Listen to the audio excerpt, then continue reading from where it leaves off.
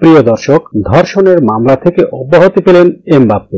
গত অক্টোবরে সুইডেনের স্টকহোমে বেড়াতে গিয়ে ধর্ষণের অভিযোগে মামলার জালে ফেঁসে যান ফরাসি ফুটবল তারকা কিলিয়ান এমবাপ্পে। পর্যাপ্ত তথ্য প্রমাণ না থাকায় 2 মাস পর সুইডিশ কৌশলীরা এমবাপ্পেকে ধর্ষণের অভিযোগ থেকে অব্যাহতি দিয়েছে। খবর বিবিসি। গত অক্টোবরের আন্তর্জাতিক বিরতিতে জাতীয় দল থেকে ছুটি পেয়ে 2 দিনের জন্য সুইডেনের স্টকহোমে ঘুরতে গিয়েছিলেন কিলিয়ান এমবাপ্পে। তবে এই ঘুরতে যাওয়া কাল হয় তার জন্য।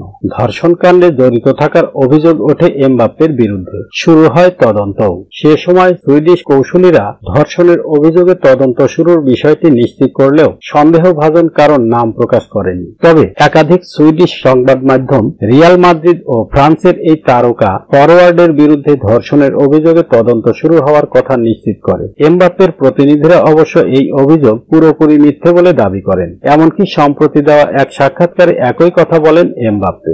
রিয়াল মাদ্রিদ তারকার এই দাবি অবশ্য শেষ পর্যন্ত সত্য প্রমাণিত হয়েছে।